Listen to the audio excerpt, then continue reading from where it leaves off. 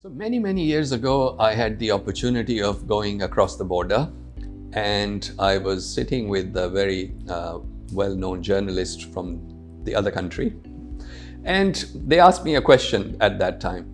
They said, how many billion-dollar companies do you have in Pakistan versus us? At that time, I could not name a single billion-dollar company in Pakistan. Now, of course, we have several billion-dollar companies, but not that many. Right? We don't have the Tatas, we don't have Infosys, we don't have these kind of companies in Pakistan. And the reason is very simple. One is to do with ambition, one is to do with vision, one is to have the environment and the ecosystem to help grow the business, and we don't have those things in place.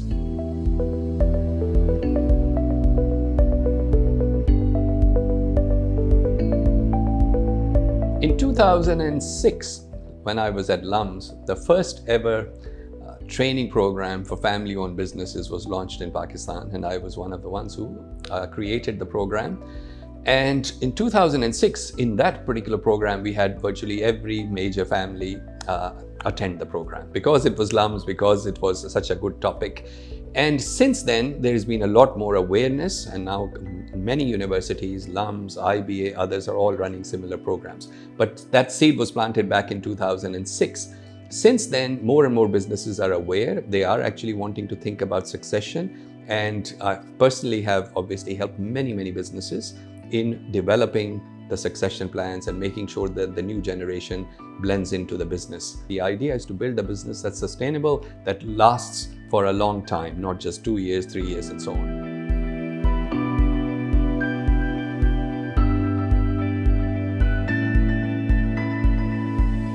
Family businesses are quite simple as long as there are very few people involved. If I started a business and I'm the only one, and maybe my wife and I are running a business, it's relatively straightforward.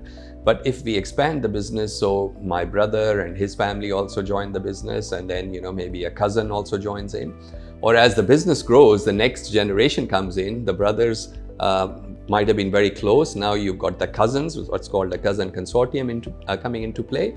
So we have to have a set of rules and guidelines according to which we're going to operate the business. What I find with a lot of family businesses is the older generation still wants to keep their control. They want to control the checkbook. They want to make sure that the younger generation doesn't get too much freedom. And that actually creates resentment, anxiety amongst the younger generation. The second thing is that a lot of families still have not come to this realization that you can be the owners of the business, but you don't have to manage and run the business. The management and ownership has to be separated. You have to have best people to run the company, and quite often they will not be the family members.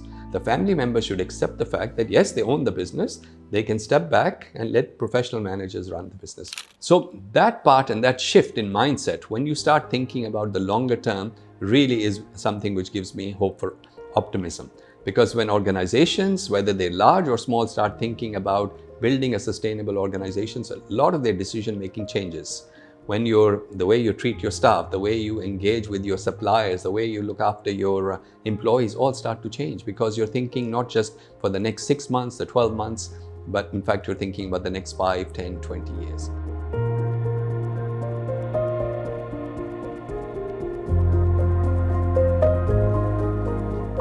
I was born in Pakistan, but when I was quite young, my family decided to move to Australia, and I must have been in my early teens.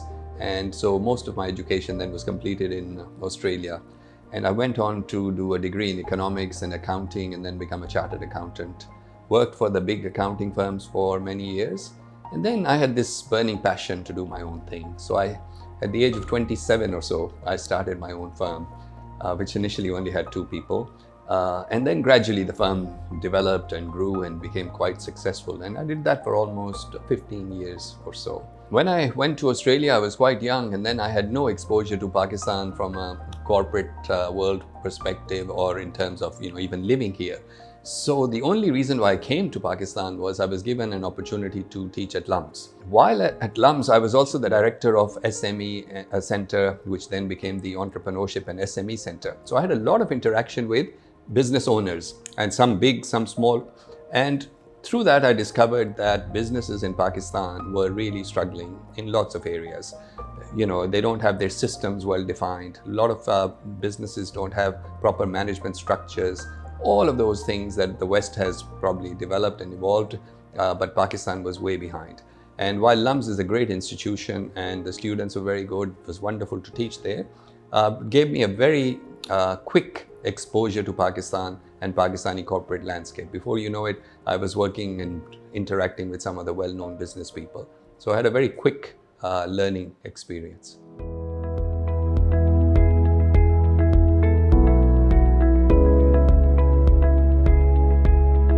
One company that I have been very impressed with, I have worked with them for almost 15-16 years. I've written a case about them for the World Bank, which is taught in universities all over the world, is Stylo Shoes. Stylo Shoes were one of my first clients to engage me for a succession planning project. And that was in 2007. At that time, I did the whole family constitution, the shareholders agreement, and their strategic plan. And since then, I've had a lot of interactions with them. And they have told me that every single thing in that strategic plan, for example, was implemented. And they take pride in the fact that whatever we agreed and discussed was done. And similarly, now it's been many, many years, the younger generation is in the business. They have diversified, they've gone into different areas, but they've not had any, touch wood, family disputes. The rules are very clear.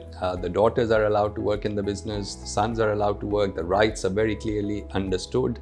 And some of the things that I have done with them were actually quite groundbreaking, which other companies are not doing.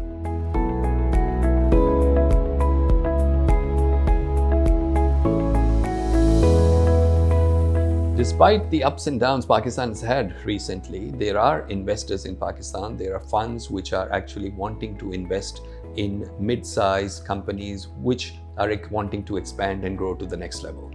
And those funds are willing to invest. However, before they would consider investing, the companies need to get their house in order.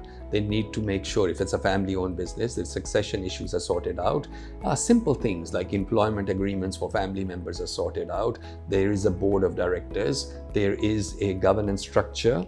There are committees and everything. Because when a fund is going to invest, they need assurance that the business is being well managed, well governed. And so it's not just about the G part, which is the governance. Then they want to be assured that the environmental factors are being considered. The employees are being treated fairly. So from a social perspective. So there is appetite for funds to invest in Pakistani companies, not startups so much, but in mid-sized companies which have a growth ambition, which want to grow to the next level. Capital would be available, but you need to have your house in order. Without that, they will not invest.